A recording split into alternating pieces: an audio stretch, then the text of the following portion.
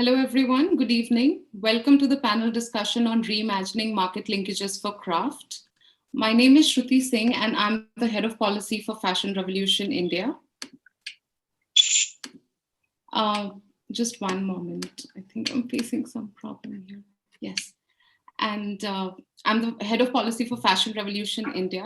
For those of you who are not aware about Fashion Revolution, hello everyone, good evening. Welcome to the panel discussion on reimagining market linkages for...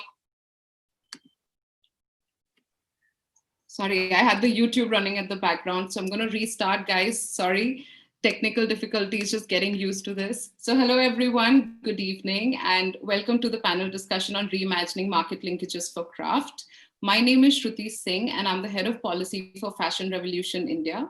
For those of you who are not aware about Fashion Revolution, we are a global not-for-profit present in a lot of countries, and we work towards bringing a systematic change for fair, transparent, and ethical fashion industry.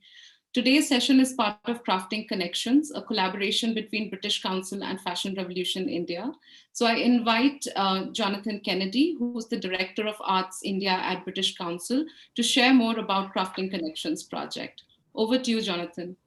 Thank you very much, Shruti, and a very warm welcome from British Council in Delhi and my apartment, and to the Fashion Revolution Series Festival Crafting Connections. British Council, as you may well know, is the UK's international organisation for culture and educational relations.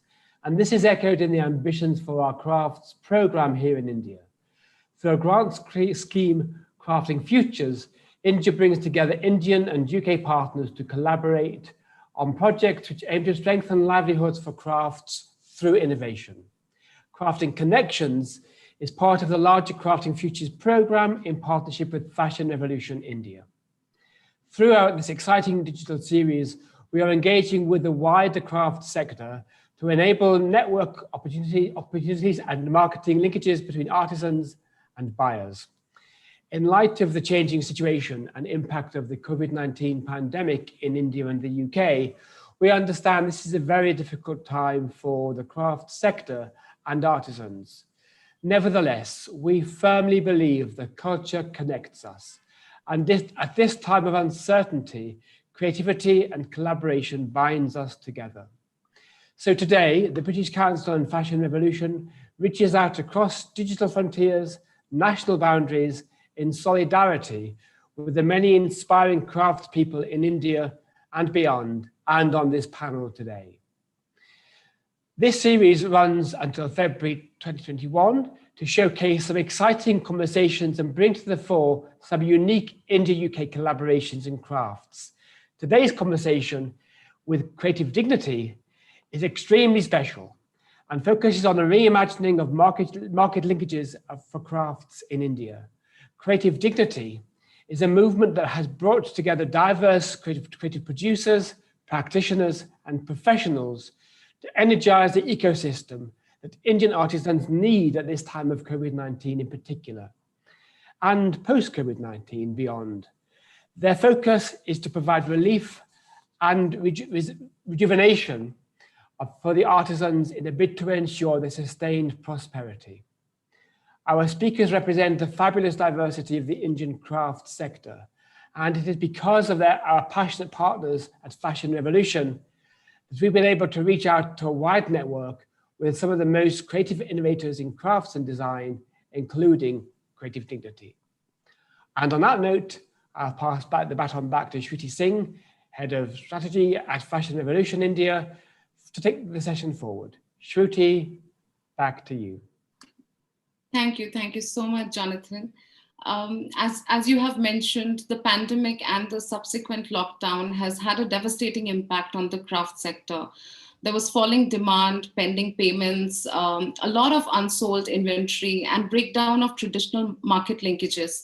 There was lack of capital, and all of this led to artisans finding it really difficult to buy food for their families, let alone make payments for wages or, maintain their day-to-day livelihood the way they knew it.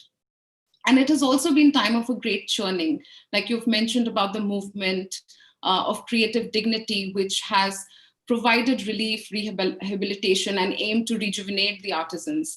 So they have about 300 members and 200 volunteers who are helping them almost across all states in India, and they have contributed to a significant sales through, moving the inventory which was lying with the artisans. They have also helped the artisans build digital literacy to market and sell their products when traditional mechanisms of marketing and selling had fallen through. We are very honored to be joined by the members of Creative Dignity today, the amazing creative minds who have been consistently working towards bringing a positive impact on this sector. I would like to welcome our first panelist, Mr. Shiva Devireddy. He's the founder and managing director of GoCoop.com, India's first global marketplace for weavers and artisans. Shiva strongly believes that technology can drive social change and is passionate about innovations and promoting social and economic development for the bottom of the pyramid. He has, for his work, received several awards and recognitions. Thank you so much for being here today. Our second panelist is Ms. Aditi Shah Aman. She is a textile designer and a social ecopreneur. She is the co-founder of The Rare Earth, a media and design enterprise operating on the principle of people, planet, and prosperity. They do design business consultancy services to generate sustainable, ethical, and equitable artisan livelihoods. She's also a volunteer for Cataloging Lead and Creative Dignity's Andhra Pradesh and Telangana State Hub. Our third panelist is Ms. Anshu Arora. She's a design partner at a small shop, and she leads the Assam State Hub for Creative Dignity. In her work, she has always collaborated with craft communities to develop products in tandem with the landscape or with the intrinsic ethnography of the craft. Our fourth panelist is Taher Siddiqui. He's an artisan entrepreneur of Bidri craft. He's a third generation craftsman who learned craft under his father's expert guidance while he was still at school. Taher aspires to be instrumental in giving this craft a new direction with his creativity and dedication and his innovative ideas. Bidri craft is an intricate art form which origins in Persia and is used in homeware and also in fashion accessories. Thank you so much, all of you, for being here today and for sharing your insights with us, because you have worked in this sector for so long, and to have this conversation is very, very important today. Aditi, I want to start with you. You've been working in this sector for a long time and have worked with artisans closely. Could you please tell us a little more about the grassroots situation during lockdown, and how did Creative Dignity start? What is the work that they focused on, and what was the impact? And specifically, if you could speak about your role in strategic planning of initiatives to generate, business to business sales during COVID, and how that ended up helping the artisans during such a critical time. Yeah, hi, good afternoon, everybody. And thank you, Fashion Revolution and British Council, for inviting me to be on this panel. And it's a pleasure to be here. It's also a pleasure and a privilege to represent Creative Dignity on this platform.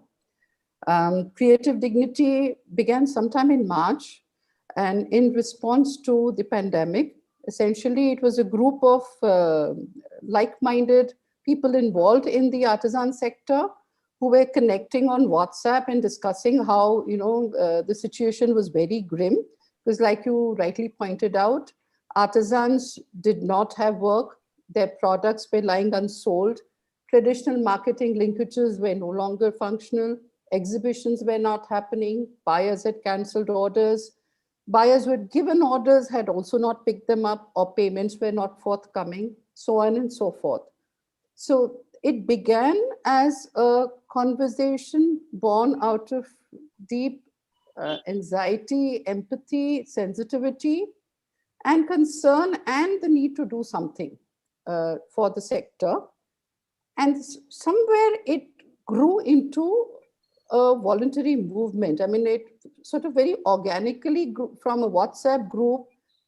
People just joined in as volunteers, and before we knew, it became a movement pan-India. And actually, I have to also share that I joined in the third month. So I wasn't even there initially. But from what I do know, the initial stage was the relief stage. because the artisans really were in need of cash as also food and ration. These were the essential things which were actually donated to the artisans. So cash was donated, as also ration kits were given out to help artisans in dire need.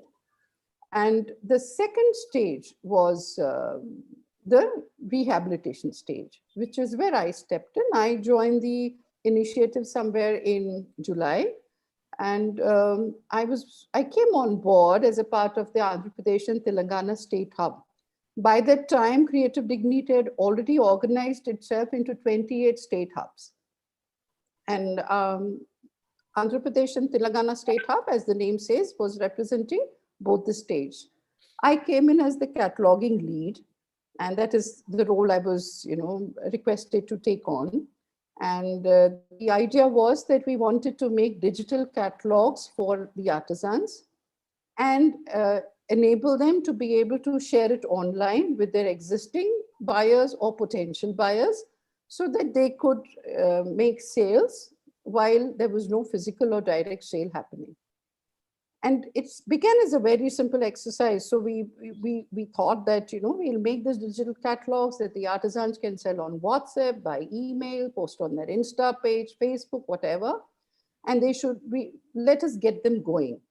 To begin with, what we did was we got student volunteers on board. So in the case of Andhra Pradesh and Telangana, we had NIFT Hyderabad students who came on board to make the catalogs for the artisans. And these were student volunteers. Now, while they made very, very lovely catalogs, which we were sharing with the artisans and with the buyers also to generate sales, what we began to realize that these would largely be static catalogs because, they would be static in the time that they were created. And we needed, and also that somewhere we would be creating a kind of a dependence of artisans on designers to create their catalogs. So that is where the entire idea of doing skill and capacity enhancement trainings alongside also took root in the AP and Telangana state team. So we organized photography training to begin with, because of course, all of us were working remotely. This was still the lockdown. And even while we were preparing the catalogs, it was the artisans who had to shoot their own products and share it with the student volunteers who would then be converting them into the catalogs or adding them onto the catalogs along with the product information and specifications. So we first did a training where we taught the artisans to shoot their own products, and these were textile products and also the non-textile craft products, using their own smartphones and in near to natural light conditions, because we could not be looking at studio lighting or fancy lighting, but how do you still make a product look attractive where it appeals to a buyer or a customer and makes them want to buy it. So we did this training, and we had a photographer from Hyderabad who came on board, and we were very mindful of the fact that we wanted the trainings to be in the local language. So in the case of AP and Telangana, we have two languages that the states are, especially in Telangana, we have Dakkani and Telugu, which are both conversant in this is what the artisans would tend to be conversant with. So it was actually a trilingual session. So the text was in Telugu and we were speaking in Hindi and Telugu and English. And we wanted to make sure that we were actually demystifying the entire thing of photography. Then after that, we also realized that we also needed the artisans to learn to make their own catalogs. Again, we could not expect that artisans will have access to a computer. We also did not want them to have to spend on a computer. So it was a smartphone that was the device that was available to us. So while as designers, one is used to working with Photograph and CorelDRAW and InDesign and a lot of fancy design softwares, we decided we needed to keep it simple. So we chose Microsoft PowerPoint and Google Slides as the two softwares that could, because they both have an app, a mobile app for Apple as well as an Android platform. And we also chose the WhatsApp for Business catalog. And both these catalogs, we conducted trainings for our artisans, again in Telugu, Hindi, and Dakkani or English. Dakhini in Hindi or and English as well. And these trainings were attended by the artisans, and they also put it into application and created their own catalogs. Taher Bhai, who is the next panelist, is one of our artisans from Telangana, and he will be able to share more about how he went about it. But they created their own catalogs. So here, what we did essentially was, I mean, one of the first things I remember learning as a student, even at NID, that when you come in and do an intervention, at the end of it, you have to be able to make yourself redundant. So if you make yourself redundant at the end of the intervention, you've done your job well. And this is also a part of my training as a social entrepreneur, that when you step in with an intervention, you have to have an exit strategy in mind. So this was something that was at the back of my mind at all times, that what is going to be our exit strategy. This was the exit strategy. We, with digital literacy and through skill and capacity enhancement trainings, our endeavor was to equip the artisans essentially to be able to shoot their own photographs and make their own catalogs. So one, no dependence on designers or photographers, which also means you're saving money. Two, using the smartphone, which also means that you don't need a computer. And three, not to mention this confidence and the, increased self-esteem that brings about that you are able to accomplish what you need to do to reach out to a market, even in a pandemic scenario, on your own. So this is what we strive to achieve, and this is the way we went about it. So this is what we did in the Andhra Pradesh and Telangana team. And these catalogs were tabled to online retail buyers. We presented them to online retail buyers through our Zoom and Google Meet sessions. And these were weekly meetings where the catalogs were presented.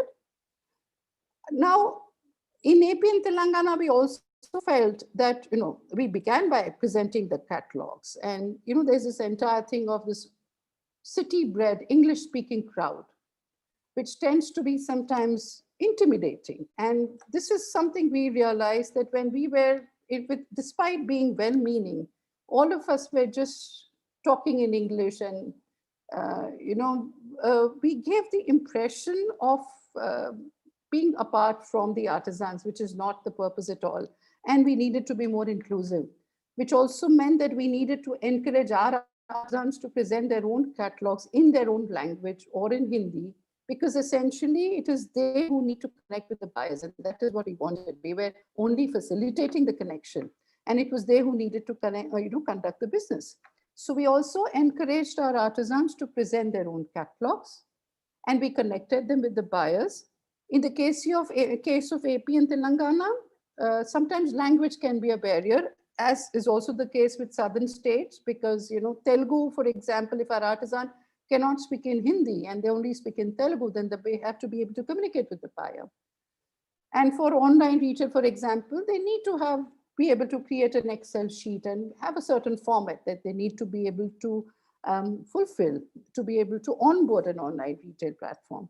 So this assistance was given to the artisans by the State Hub, where they were either given support for translation or even negotiating with the clients so that they could then conduct business independently, negotiate independently as well with the support of the team.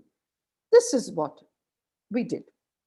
And the other thing that you talk about, business to business cataloging, this is where, again, our state team sort of took the lead for the strategic planning.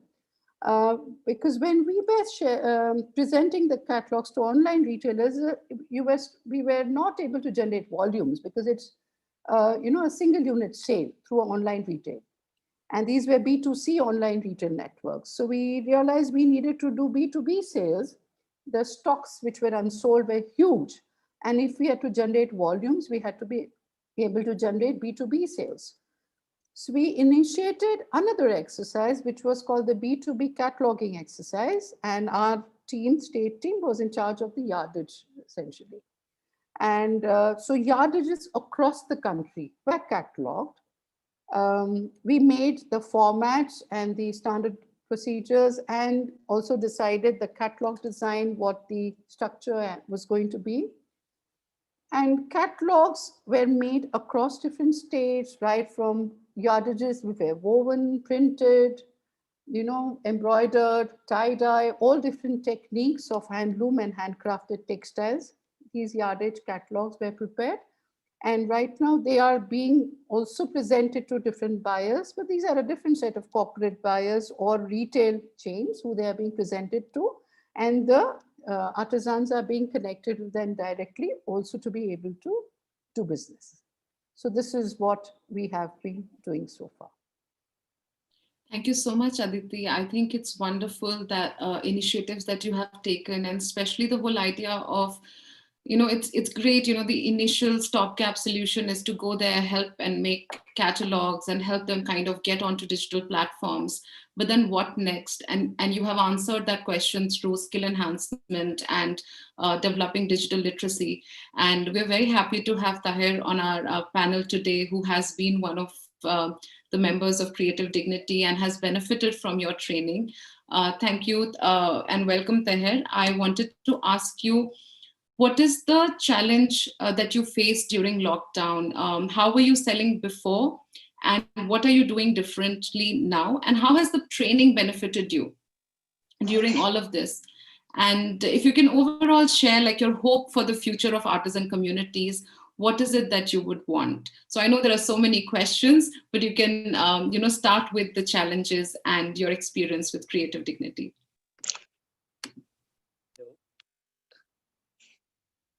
Hi, thank you for having me over in the British Council and the Fashion Revolution. And Shruti ma'am, of course. Am I audible? Yes, please go ahead. Okay, great. So the challenge what we faced during lockdown or over the pandemic was unforgettable. I mean, the team what we have consists of about 40-50 artisans in it. And it was very difficult to, manage so many things at once. We have daily wage workers, we have, so much, so for that things have gone from bad to worse. And after the lockdown, it was like all over. I mean, people were thinking, I mean, we are in a place wherein there is no going back. So, but Creative Dignity along with the Craft Council of Telangana has gave us hope, that ray of hope during these difficult times, by training us, by helping us sell our line stock and stuff like that. So I mean, in initial stages, we have gone down so drastically low that it was difficult to meet the day-to-day ends for our craftspersons, for our it was difficult times. But during that time, the helping hand from CCT and Creative Dignity has done wonders to us when it comes to their training. And they took care more like they have taken care as like their own babies, to be honest. And the Craft Council of Telangana and the Creative Dignity, both of them together has collaborated very well and given all this artisans a new hope, a new life rather. Particularly Aditi ma'am from Creative Dignity, Samyukta ma'am, or Michael sir, the photographer who has taught us how to shoot photos, because we never knew that we have to have this difficult times ahead. And Madhav sir, who has helped us making Google slides, Microsoft PowerPoint slides, business catalogs on WhatsApp and stuff like that. I mean, the whole team has helped us so much that now that we as artisan can do our business online. We don't want anybody helping us as of course the mentors, And last but not least, Meena ma'am from um, Craft Council of Telangana has helped us, pushed us to extract best out of every artisan, not only me. I am put here just because I can speak little bit of English. That was the only reason. Or else, there are so many more deserving out there. Taher, how did you experience, how did you find learning new skills, besides the amazing craft that you already do to learn all of these new skills? How was that experience for you? Experience was wonderful. Initially, it was really bad that we don't know what to do, where to go, whom to speak to, where to approach. But these trainings and the creative dignity work through um, uh, in collaboration with the Craft Council of Telangana has gave us the new direction. Now we know how How to have do. you used that? I think you have used the training. What all have you done with it? I mean, you can see my catalog, the business WhatsApp business catalog. You can see yourself. I only have taken all those photographs. I have made editing, starting from editing the pictures to making watermarks on the photographs and making a business catalog out of it, right from the scratch till the end. I only have done it. And you probably might have seen the making of Bidri video as well. Though there, my whole family was involved. Rather, my 12-year-old son and my wife has given a voiceover. So more or less, it's a family's effort. I must say we have learned quite a lot. I can't thank enough during this difficult times. So for the audience, for everyone here on the chat, I have shared a link which actually shows the video which was prepared by Taher Bhai, whatever he has learned during this time. And he has, as he said, his a son, 12-year-old son, actually helped him edit the video. He has shot the video, and his wife has given a voiceover to the video. So as a whole family, as a unit, and as a whole community, they are benefiting from new initiatives and skill development, which they never thought that they would need before this pandemic. But something that we know that, where the industry is moving and how it's aligned to the needs of where the market is moving, these skills will definitely help them. And I hope this inspires a lot more people to get involved in such projects. Thank you, Tahir. Um, Anshu, I have a question for you. You're leading the Assam and Northeast, and are the problems faced by artisans in Northeast different? And what is the additional? Because I heard about a few villages where they don't have smartphones. So if they don't have smartphones, then how would they be able to benefit from such initiatives? So if you can shed a light on the problems which are faced by artisans in Northeast, and also talk a little bit about your corporate gifting initiative and how that has helped the artisans. I also joined. Firstly, thank you for having me here. Yeah. Um, so basically, I joined the movement like only 2 months ago, and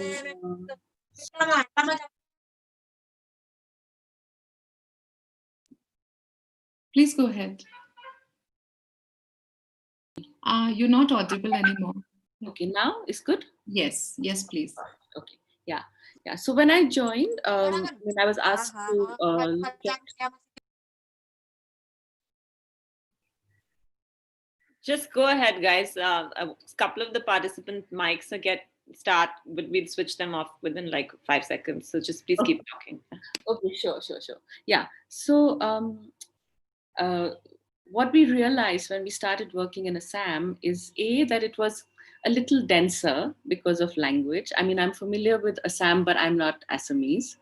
And I found that they had really been through a lot, because even before the pandemic hit, there was the issue of the CAA protests that created sort of that sort of stopped the business from happening. And then came the pandemic. And unlike some other places, Assam is very, like, a lot of the stuff that they produce is really meant for their own festivities.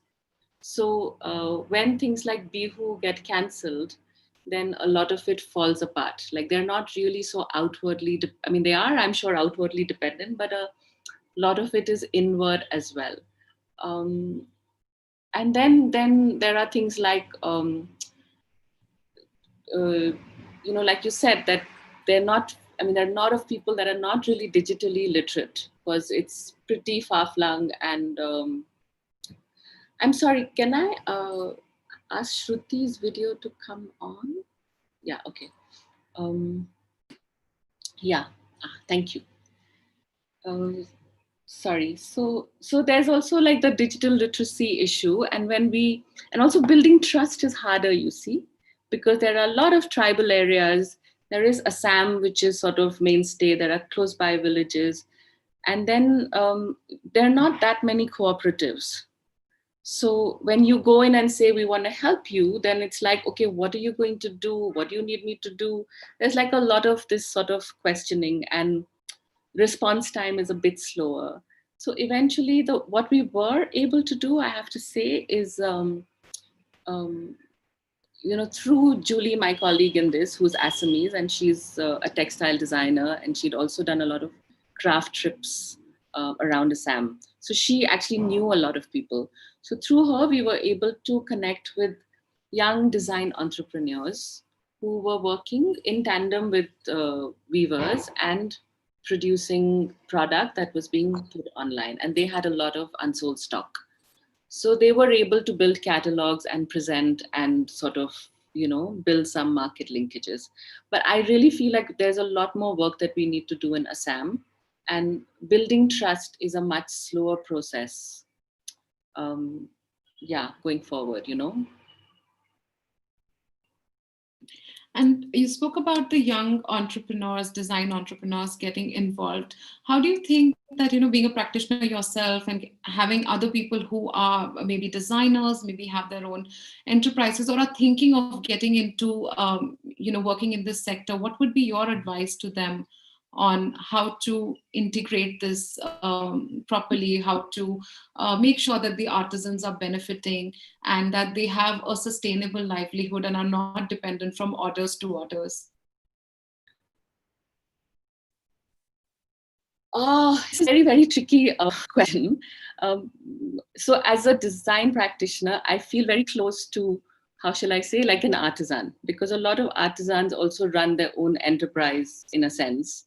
And ideally, if you think of like even the Assamese landscape, or even like in the case of, say, like the Lambanis who I worked with at some point. So craft is not your job, it's part of your lifestyle. It's like you'll see the same woman, she will cook in the morning, she'll go to the farm, she'll go and weave for a little bit or do some embroidery. And then, it's sort of that. And economics are not that important to them. So they're not looking at things in the way that we are. When there is high distress, then that's a whole other ball game, So I feel that going forward, the things that we need to look at is, when we talk about sustainable livelihoods, sometimes the focus is just on how can we get these people to sell, how can we get them to, produce what the market wants, and so on and so forth. But when you really dig a little bit deeper, you find that a lot of systems got messed up at a time when there was industrialization or a lot of outside, because originally these communities were like growing their own stuff. Like if you think of Assam, there is Eri, Muga. So these silks are indigenous to the landscape, right? All the dyes were natural. They don't really grow cotton, but at some point like acrylic wool sort of came in. So you'll find that people when they make clothes for themselves, they're actually now using acrylic wool because of convenience. But when they're exporting to a foreign buyer, then they are saying, oh, but now for this guy, we have to do natural dyeing. So there's a lot of, up and down that sort of happened, and maybe a time like this is good to look at where the structures can be reformed, how much of outside help is required, how much of resilience that needs to be built within the community, and is there possible to bring in yarn which is not synthetic into the community, so that you tie up with the yarn sellers then. So it's not just about being able to sell your product to an urban customer. It's also about trying to see how to sort of build local linkages back in place is what I personally feel. And of course, there is an outside market, but Assam, for one, is a very, very large weaving community, so the numbers are quite high. And then they have crafts like bell metal, then they have like terracotta, and a lot of the things that they make are tied into their own customs and traditions.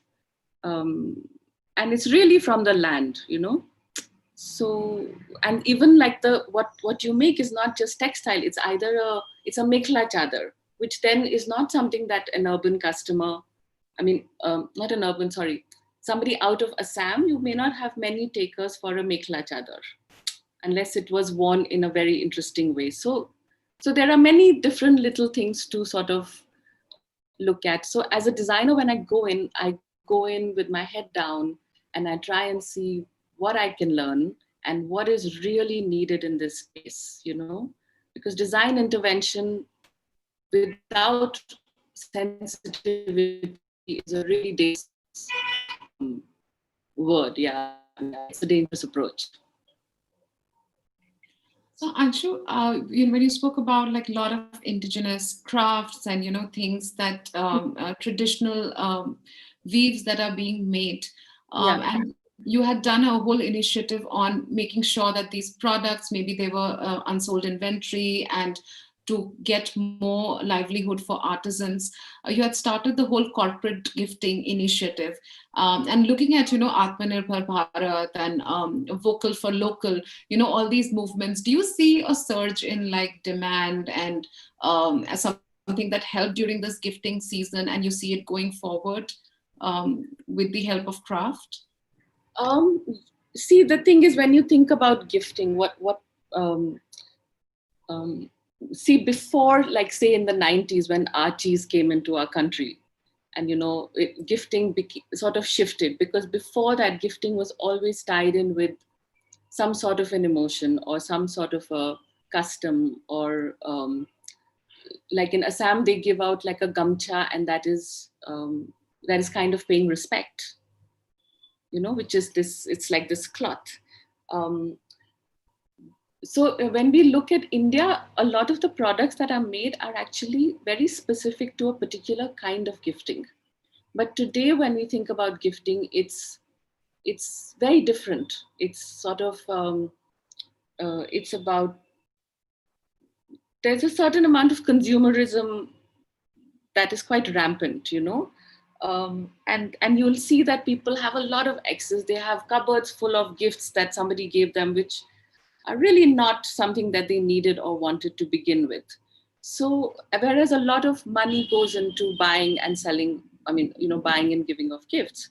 So it's really quite lovely if we begin to think about, as a country or a nation, of what it is that we are gifting. And when we purchase a product, if we buy craft, it's a very multifarious gift, because you're giving the gift of dignity and the gift of purchasing something that is handmade. You're educating yourself. When I bring in a handmade product into my home, my children will ask, my daughter will ask me, like, what is this? How is this made?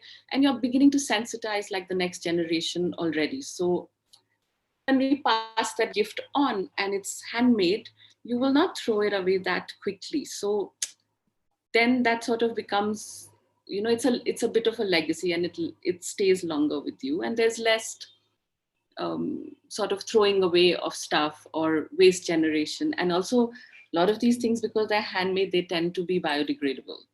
So from many perspectives, when we buy a handmade gift, we are really gifting ourselves and the other in many different and beautiful ways. So keeping all of this in mind, we are trying to build a gifting service within CD.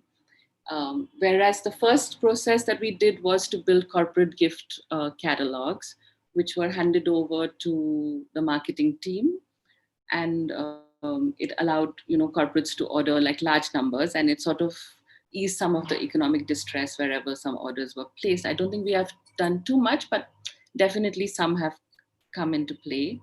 But it was a bit challenging because we had to build hubs.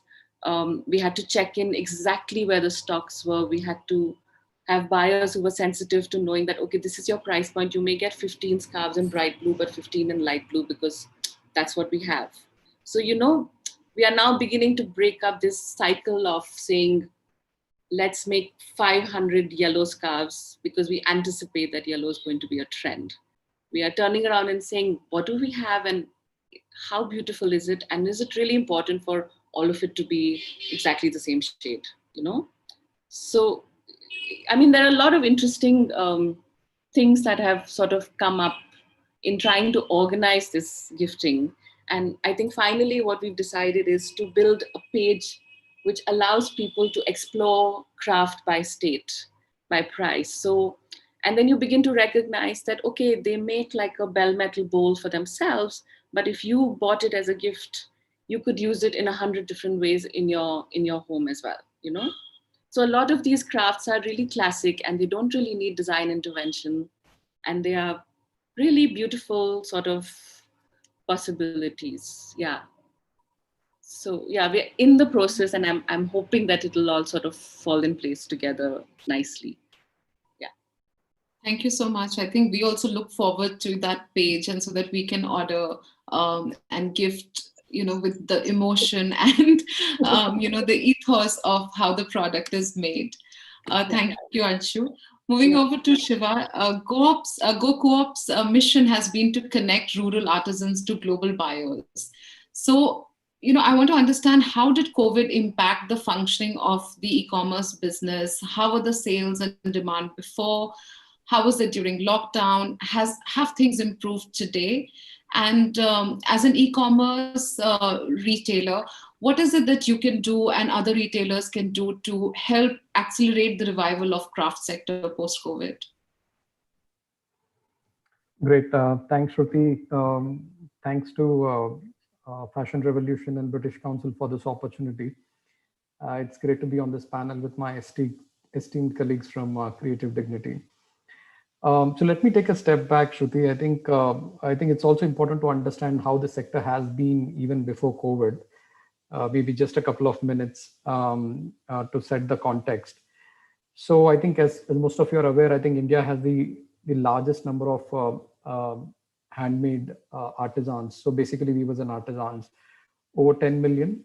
These are the official numbers, but unofficially the number could be much higher. I mean, even as high as 100 million, because in some form or fashion, craft is practiced in India in many households across the country. What's been the challenge is that these artisans are in rural parts of the country. And, as Anshu said, in Assam is one of the, again, a state where there is a very dense, almost everybody in Northeast practices craft, right? So almost 95%, I think, of people practice some form of craft in Northeast. So I think, these craft clusters are in remote parts of the country, and they're usually connected to markets through a very long chain. So if you can imagine this chain, you have an artisan group, let's say in Bargad, which is western part of Orissa, or we have done a recent project in Assam. So let's say in Bodoland, right, Kokrajhar. Let's say there is a cluster in Kokrajhar practicing very beautiful, making airy stoles or airy fabric in Kokrajhar, Assam. And these are very far off locations. Now, to connect them with market, you have a very long value chain, which could involve local traders, could involve local cooperatives, could then involve wholesalers, retailers, exporters, and then finally the consumer. So what we have seen is that a craft product which is produced by artisans is I mean, the entire value creation is mostly by the artisan. The value chain is usually transporting and creating that supply chain so that it effectively reaches the consumer. But the artisan gets very little out of this whole value chain. So sometimes it's as low as 10% of the value of the product. So if there is a stole which is being sold, let's say in High Street, New York, and if it's being sold at $100, I think I would hazard a guess that the production cost would be somewhere at $10 or $15 in India. So this has been the scenario for a long time, right? And the challenge here is access to market for these artisans. So artisans don't have direct access to market. They don't have access to fair markets. That has been the biggest challenge. And GoCorp as an organization, we have been looking at this problem, and we have been inspired to solve this problem, by creating a direct access to market through an online platform. So GoCorp.com is an online marketplace for weavers and artisans, and we started this journey in 2012. And as most of you are aware, in 2012, the internet penetration was very limited in India. There was no 3G, 4G, and most of us were using very small phones, feature phones. So I used to initially have a Nokia 3110 or something, and then I had a little bit of a smartphone.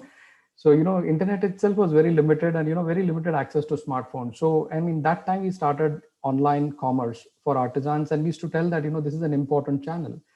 We used to go to cluster, and this is what we were trying to communicate, that this is an important channel. But at the same time, what we realized is that online commerce requires a lot of digital enablement. Basic infrastructure has to come into place. And this was very limited at that point of time in India. But over a period of time, especially over the last 4 or 5 years, we have seen a very strong adoption of digital technologies in India. A lot of digital enablement of SMEs in India, a good network connectivity across different parts of the country. So there have been many positives, especially in the digital side of things in the country over the last 5 years. So when we launched our marketplace in 2014, it was a huge challenge to convince someone to come online. And for someone who has not seen a computer before, telling them about e-commerce and convincing them to come online has been a huge challenge. And even today, fast forward 6 years, even today in 2020, it continues to be a big challenge. So I think the big shift which happened because of COVID has been, though it has been a terrible thing, it has brought the entire sector to a standstill. But the relevance of online commerce got really understood. I mean, I think people both on the consumer side as well as on the creative producers, the artisans, started realizing that online is probably the only way forward for us. And we saw a significant movement or significant shift towards online commerce in the last 8-9 months. So while we were in lockdown, early days of lockdown, I think that's when creative dignity came into picture. I think this was an unprecedented moment where practitioners, professionals, everybody involved in the ecosystem, many of them came together and they were looking at what could be done to address the needs of the artisans. I think the first online cataloging initiative that GoCorp ourselves, we started ourselves with groups that reached out to us was in late March. I think just after the lockdown, in 3rd week of March, we kicked off the online cataloging initiative. We conducted a series of trainings, online e-commerce enablement trainings for our artisan groups starting from 1st week of April. And we have conducted such training for over 300 groups. But I think there was still lockdown, so everything was closed. So you can't really sell products, because if you sell it, how will you ship it to the customers? So there was no logistics available. So we were eagerly waiting for some ease of restrictions in terms of lockdown. And on May 18th is when the unlock started. And we just turned on the switch, of our online platform, right? I mean, just like that. And we were very pleasantly surprised. And I must also say this very proudly, that we received our highest sale ever so far in the last 6.5 years since our marketplace is live. Our highest sale ever was realized on May 19th, 2020.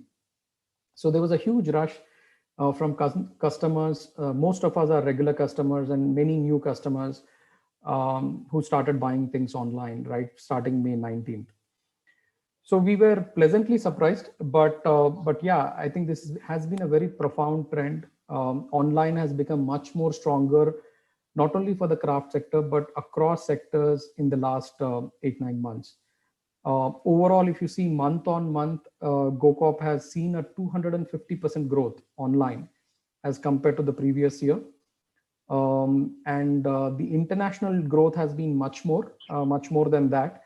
So the international growth has been almost 400% month on month in these last 8 months. So both domestic and international customers are now more convinced to buy craft online, and what they're looking for essentially is genuine products. They're looking for buying it directly from producers, so creative producers, artisans, and weavers, because I think the way we look at our consumers, and this could be different for different platforms, our consumers are those who understand to a certain extent craft. So we are not just selling a sari, but we are selling a Pochampalli Ikkat sari, right? Or we are selling a Jamdani sari from West Bengal, or we are selling a Sambalpuri Ikkat, or we are basically selling a craft. It's not just a product, but it's also a craft. So consumers are fairly familiar with craft. So that's one aspect which could be different for other platforms. But our consumers are also socially conscious. So whoever is buying products on a platform, I think to a large extent also are interested in the social impact that we are making, right? Because every product which sells is creating livelihood for someone in rural India. So in fact, multiple people, not just one person, right? Because there are so many people involved in pre-processing and post-processing of handlooms, for example, pre-loom and post-loom operations, that it's actually creating work for many people in rural India. So keeping these two things in mind, I think consumers are interested in not only buying craft, but also understanding that this is actually resulting in some social impact. It's creating some livelihood somewhere. So we see a strong demand. And what's also important is that we have seen a bit of shift in demand in terms of traditionally GoCorp has been very strong in saris and fabrics, but basically dress materials.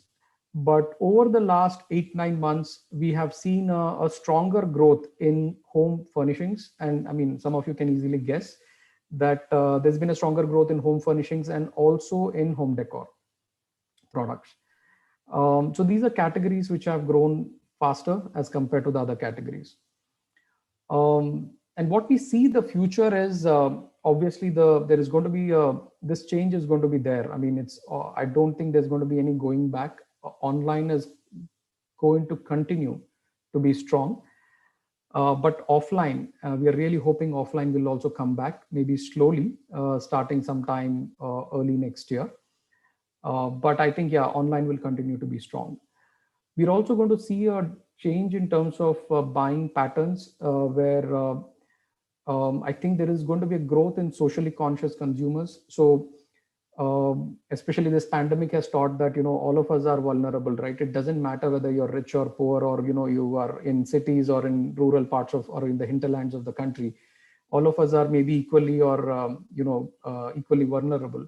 So I think there is a growing social consciousness, and that is going to lead to more consumption of craft. That's what I believe in. And at the same time, the products also have to be designed accordingly, because the consumption of craft is going to be almost in many cases also going to be more for utilitarian purposes, not just for aesthetics, but also for utilitarian purposes. So for example, as I said, there was a lot of home furnishings, there was a lot of home decor, like baskets that we were seeing that we bought from GoCorp. These were very nice bags and baskets that people wanted to buy for their homes. So a lot of product design and development is also required to make the product more amenable and suitable for online consumers. There is a difference between online and offline consumers. There is a marked difference, and I think suitable product development would be required in the sector.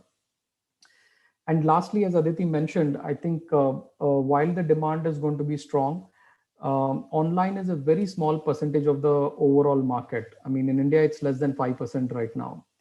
So it's going to take a long time for 5% to, let's say, grow to 30 or 40%. It's probably going to take years. So a lot of digital enablement will be required, especially, when we talk about online, and having, I don't want to sound very preachy, but having done this for last over 7 years now, what we strongly believe is that online is a journey, right? And, we are still on day one in India. There's a lot more to be done. And especially it's very encouraging to see entrepreneurs and artisans like Taher Bhai, who have taken such good steps during this crisis and who have come online and enabled themselves to come online. But there's still a long journey, right? I think so. I was part of a UN panel this morning, webinar this morning on online e-commerce for Southeast Asia. And what was very clearly outlined is that this is a 4 or 5 step process where digital enablement is step one. And we have millions of artisans groups who have not even got the digital enablement. So there's a lot of work to be done. And, becoming online entrepreneur, understanding how it works, how do you manage packing, shipping, how do you sell on other marketplaces, understanding marketplaces is another step. And finally, I think the last step according to us is, how can you comfortably be an online entrepreneur who's doing global business, not just in India? So that's probably the fourth or final step. So there are multiple steps in this process, and there's a lot of time and effort, a lot of capacity building required to enable, our artisan community for this new reality. Thanks, Shiva. And I think one of the biggest things that you have said, and probably, it's been a terrible year. So to hear that, the sales have increased is definitely a positive news. I was curious to know that during this time, did you also onboard a lot of new artisans, lot of new organizations on your platform? And also, has the trend of procuring, so people who are buying, what about the younger consumers? Do you see a shift in the trend? Are younger consumers also buying into craft? Do you have any insight on that? Yeah. Yeah, Shruti. So I think thanks to our wonderful team, I think so we have a very strong team which has been working tirelessly, led by Nita Shah, who's our head of supply chain. We have been working almost continuously for the last 8 months. Team has hardly taken a day off, and we have onboarded over 120 groups on our platform in this time period. And this is a pretty significant number. More than 10,000 products have been cataloged through GoCoop in this period. And the reason why this is quite significant is because all this is being done by the artisan themselves. Because in usual times, we would be in the cluster and our team would be helping them with photography, writing the specifications and all that. But I think this is also quite technical in terms of understanding the counts of the fabric, the construction, the yarn, the dyes used.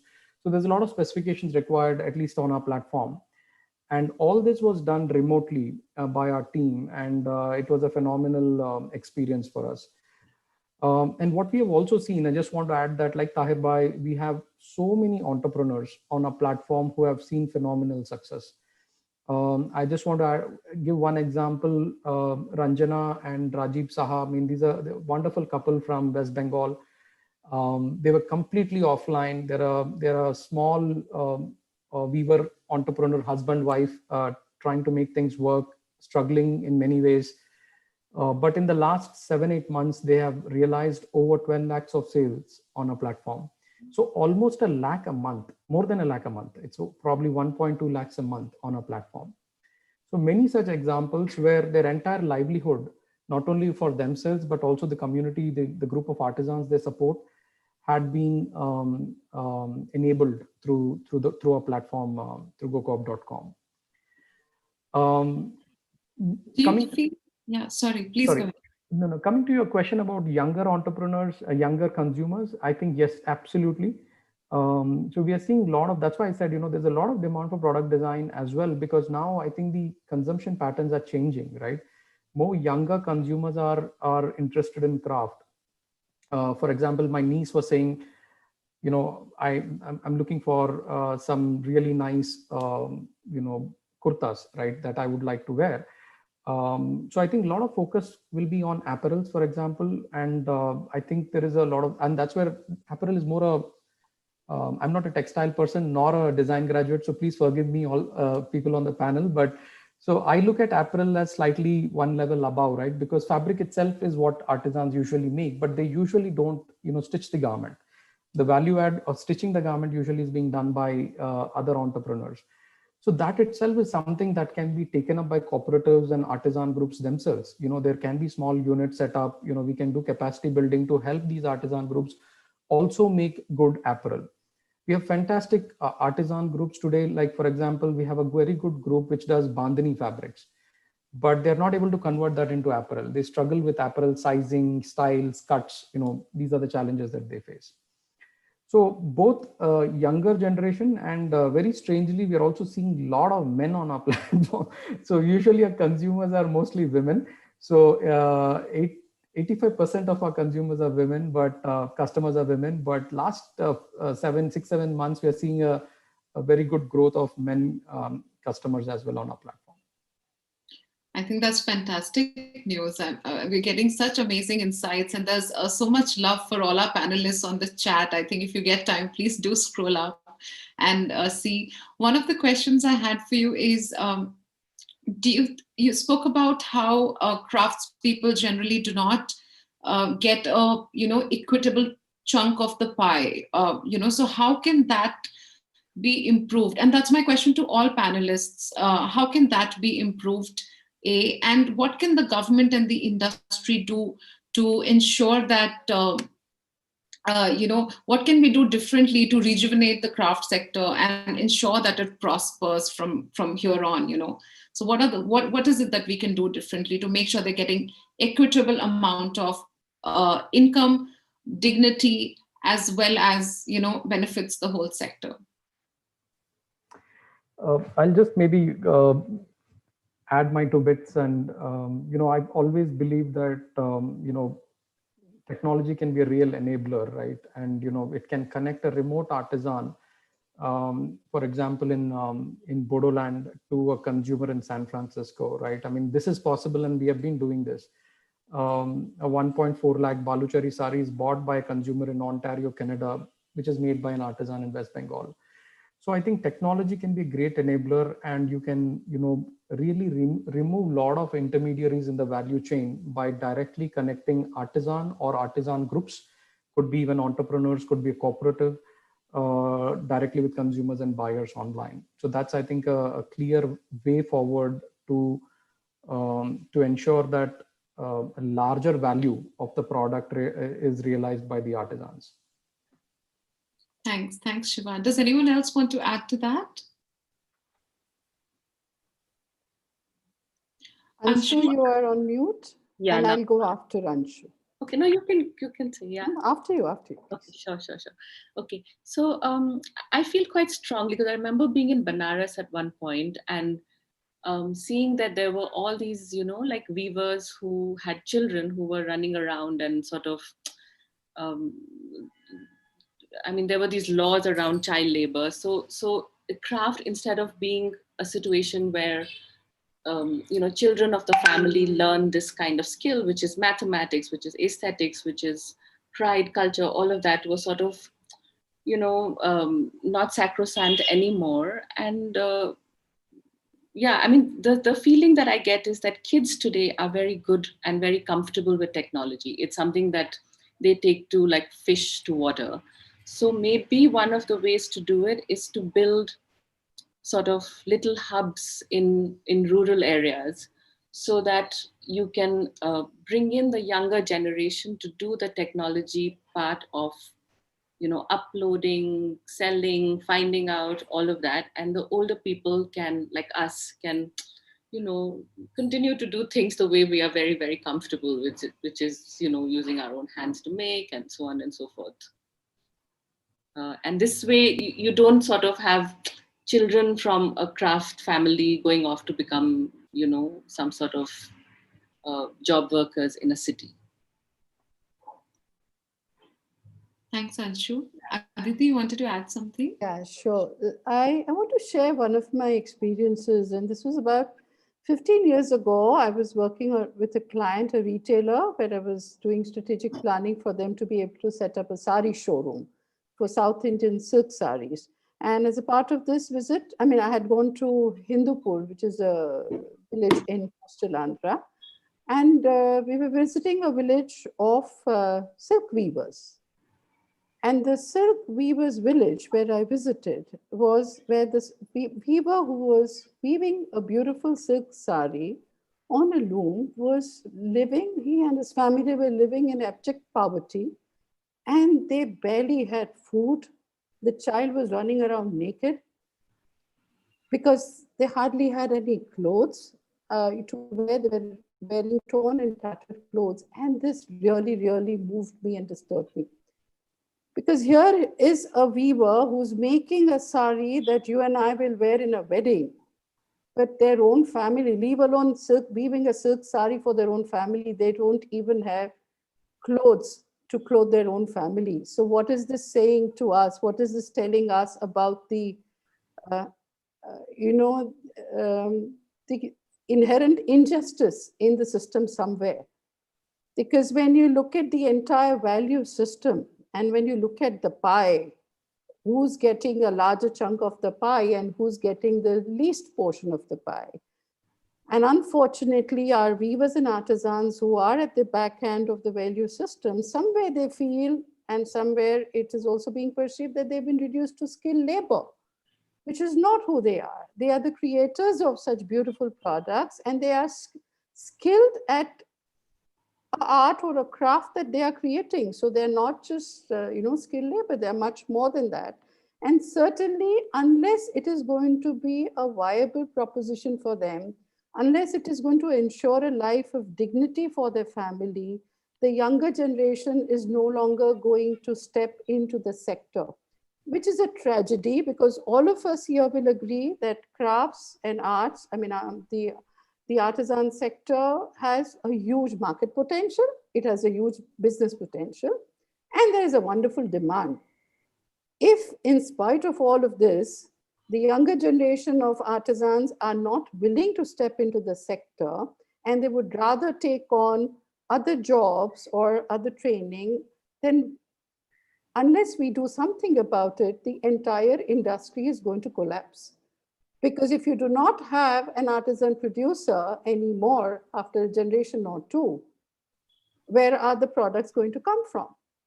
So it really, what occurs, what seems very urgent is that we need to ensure that we divide this pie more equitably. And we need to ensure that they get better margins than they are getting now, and they are given their due. And once the children see it as something that is profitable, that ensures their children a life of dignity, they are very bright when it comes to digital literacy, let me tell you. So they will catch on. And when you combine the traditional skills with, say, entrepreneurial education and capacity enhancement and online, digital literacy, and social media networks, there is no limit to what the younger generation of artisans can achieve, holding their own in the sector and the industry. So this is something I think we need to look at, that we need to ensure a much fairer share of the pie for the artisan community. And where the government is concerned, the government also needs to view the industry as something that can add to the GDP, add to India's growth story, and not something that is looking for subsidies and doles, but certainly something that needs productive investment, that needs certification, that needs clear distinction from the power loom sector and the machine-made products, where each has to be enabled to survive on their own merit. We are not saying that the entire industry needs to be hand-woven or handmade only. We know we cannot sustain that. But there has to be a clear differentiation and a clear distinction between a handmade product or a hand-woven product versus a machine-made or a powerloom product. And those systems need to be put in place, the regulations need to be put in place and implemented. They are in place, but are they being implemented by the government and the industry? So certainly, I think the handloom and handicrafts industry does need to get its due, and the government needs to be really needs to wake up to its potential more so than it's been doing so far. Thank you, Aditi. Taher, what is it? What is the one thing you would like to, there are so many people here who are listening to you. What is the one thing that you would like to say to them when it comes to, from your side and from the artisan community side? What is the one message you want to leave them with? One message I would like to leave with them is the government should come up with some instrumental and make some necessary changes when it comes to artisans, and help us get some orders when it come to government giftings and stuff like that. And government should come up with more or less schemes which help artisans to retain what they actually have and pass it on to others for generations to come. And they should come up with more of trainings to other people. This way we can increase the number of people relying and depending on this art, and this we can sustain this beautiful art only by passing out to others. It can be within the family, it can be outside. So government should help us doing these trainings and come up with some sort of schemes wherein people should not be settled down rather for just menial survival. They should just not go away for the sake of regular income to other places. They should stick on. So government should do something or the other to retain all this craft persons or the artisans to continue what they are doing.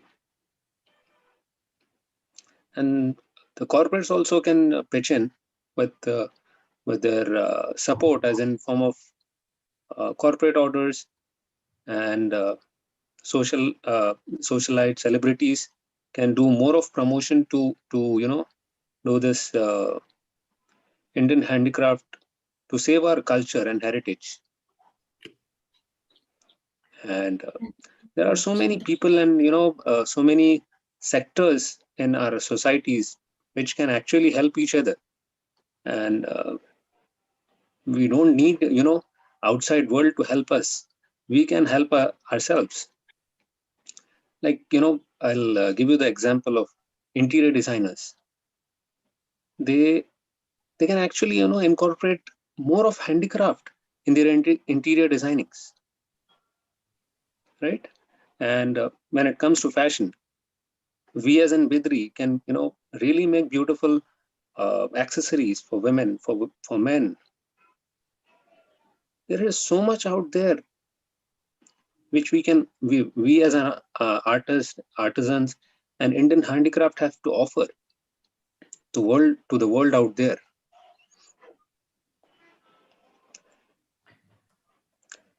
Thank you, Taher bhai. That was really, really heartfelt, and we'll take that message back, because it's true that this is our legacy. There is so much talent and skill and beauty, and this craft needs to be preserved.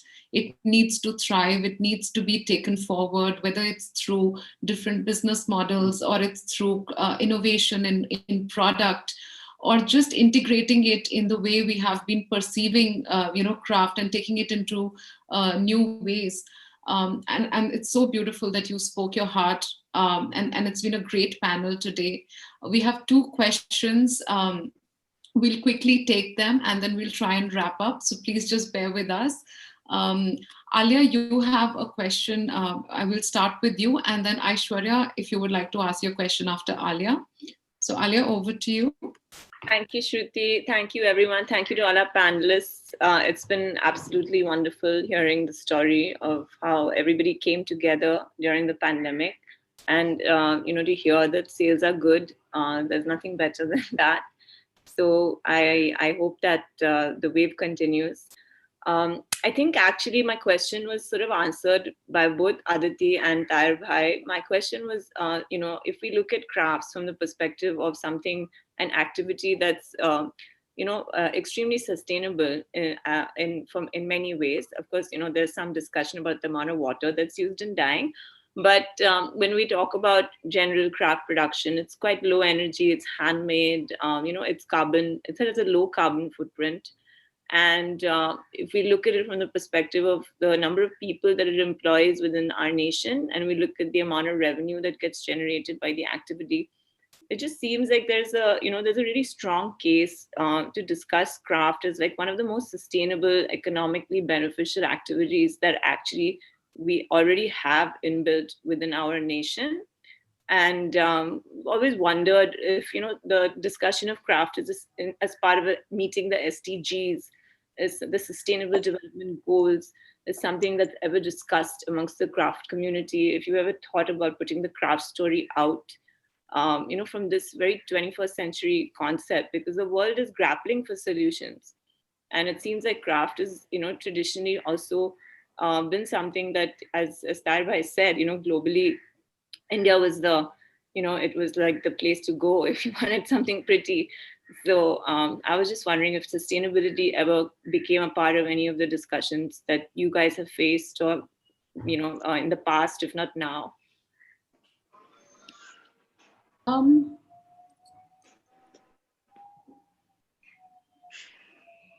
So one of the things that I do as part of my work is I design spaces, and I, like Taher Bhai talked about interior designers using craft. So I just wanted to reassure him. I mean, although I'm sure we can do a lot more of it, and we have Anantaya on our board, which also is quite active. So we used some Chennapatna products at table centers when we did Fatty Bao. And I cannot tell you the amount of eyeballs that it caught. So I think you're absolutely right. And we need to move away from the story of please help the craft person. I think we have to build a story of this is going to save our planet. This is going to give us very aesthetic, beautiful things to look at. And this is something that our children need to, and we need to know in terms of fabulous technique and sort of homegrown science. So there's a lot here, yeah. Alia, when you talk sustainable development goals, for some of us, it is actually a part of who we are and the way we think. So it is so much ingrained in the way one works. And as you yourself have rightly pointed out, the craft sector lends itself very well to sustainability. And I will go further and say that it also lends itself very well to circularity. If we have to go a step further than sustainability, and even if you are talking about the amount of water consumed by the dyeing industry, for example, by the dyeing process, for example, whether if we use natural dyes or if we use, say, azo-free dyes, in the case of natural dyes, we can reuse the water for multiple things. And in the case of azo-free dyes also, after installing an ETP plant, we can recycle the water and it can get used as grey water. So there are ways to use up that water as well. It will not go waste.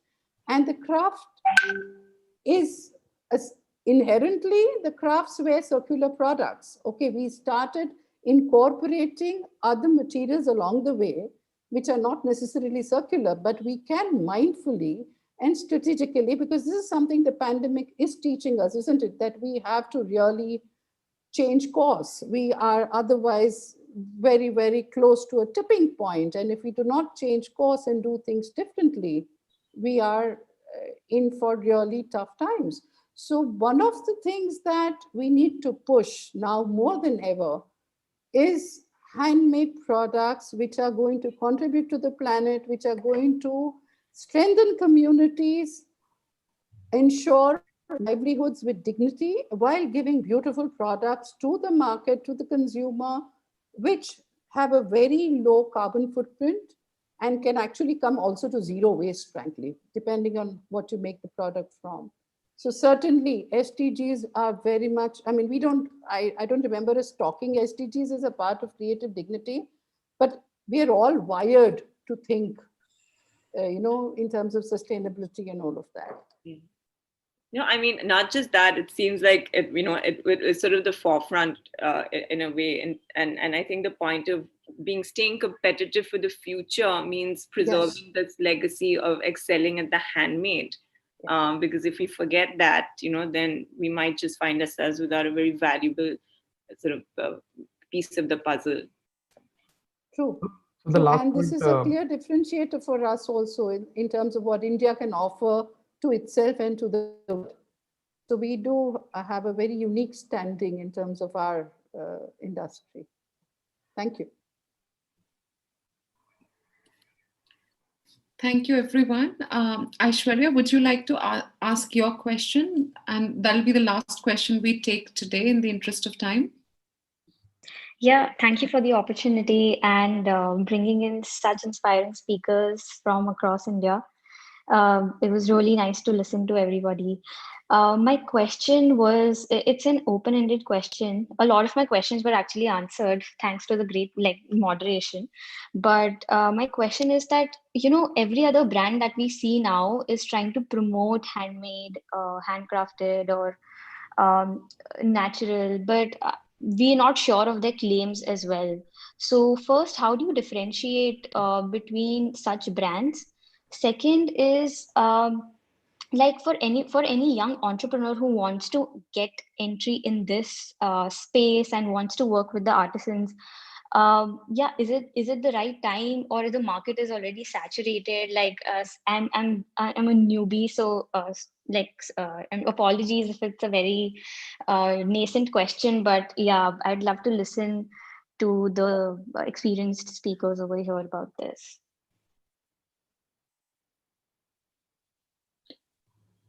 Shiva, would you like to take this question in terms of the saturation of the market when it comes to new entrants, and the second question was about whether how to distinguish between the, if someone is telling 100% authentic products, or when they say handmade, when they say it's naturally dyed, or it's zero wastage, how do you kind of make sure that they're saying the right thing?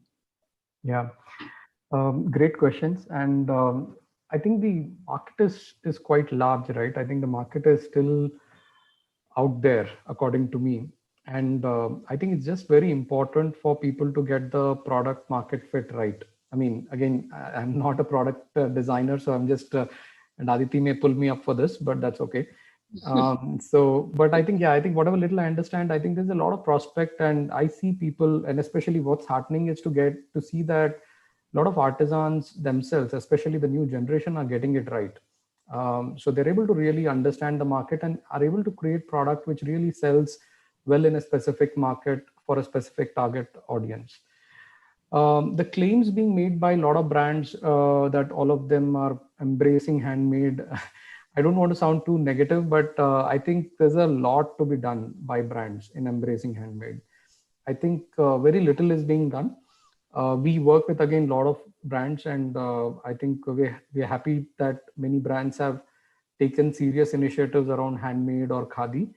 But again, these are very small part of their portfolio, right? And there's a lot more can be done by really investing time, effort, and seeing how we can take some of these products also mainstream. For example, I'm wearing a shirt which is a handmade shirt. And you don't really find good quality handmade shirt for women, for men, right? And also, I'm sure, I think even apparel like ready to wear, slightly more formal or workwear apparel for women in handmade is also not so easy to find, and also could be a little bit more premium, which is fine. But so there are opportunities like this, and I think there's a lot of prospect for new initiatives or artisans or new entrepreneurs to come and look into this space. The last one, how do you distinguish between handmade and how do you verify their claims. So this is again a very broad topic, but what I feel is there have been industry accreditations. There are bodies which are set up by both Government of India and also by the social sector. For example, we have Craft Mark, which is by ICA, which has been again a very reputed mark of authenticity, right, in the craft sector. We also have Silk Mark by Silk Board, which looks at genuine silk. India Handloom Brand by Government of India, again Handloom Mark. So I think there are different authentication initiatives like this by both social sector as well as Government of India. But I think again to really understand 100% that this is genuinely handmade, right, also requires I think it's more an art than a science, according to me, right? There is so much of possibilities to duplicate things right now that really to ascertain whether a product is 100% handmade and across handloom and handicraft sectors, I think it's not I don't think there is a straightforward mechanism to do it. But I think I also feel like elsewhere in the world, right, I think there is some amount of self-certification also can play a role here, because today if we have to create if we want to doubt everything that is around us, it's one way of looking at things.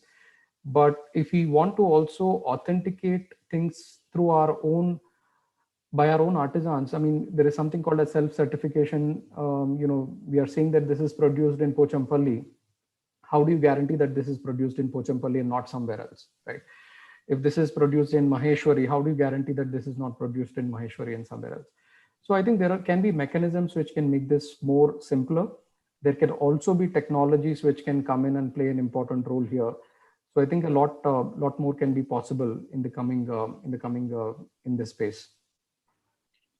I would also like to add to that and say that transparency plays a very big role in, like you said, self-certification, and when people are trying to create brands around handmade.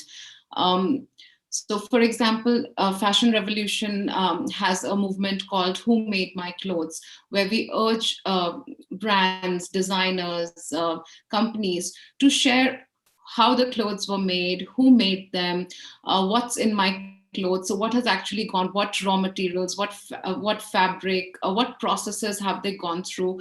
And that's just to kind of say that, when you come out and when you're open about these things, it informs the consumers about the reality and the authenticity of what they're wearing, who's making them. So that's also a great way to look out. So just check your brands, maybe ask them to share their stories, share the stories of the artisans, share the story of the workers who are working behind the scenes to make that garment for you. So that works out beautifully. I think it's almost 6, so we had such an amazing panel, and we learned so much from you guys. Thank you so much for taking out time and sharing your insights with us, and please continue to do the amazing work which you are doing, and we hope that this inspires a lot more people to join in this initiative to revive the craft sector. And like Anshu said, not in a way to say, oh, it's a nice thing to do, but basically it's a great thing to do. It makes economic sense, it makes social sense, it makes environmental sense. So let's kind of join that mission and go for it. And this was part of Crafting Connections. So for all of you who have joined, this is a 4-month-long project where we will be bringing out more conversations around these topics, around craft. So please do stay tuned in on British Council and Fashion Revolution India social media handles so that you can be part of more such conversations. Thank you so much. Thank you, everyone. Thank you. Thank you, everyone. Thank you.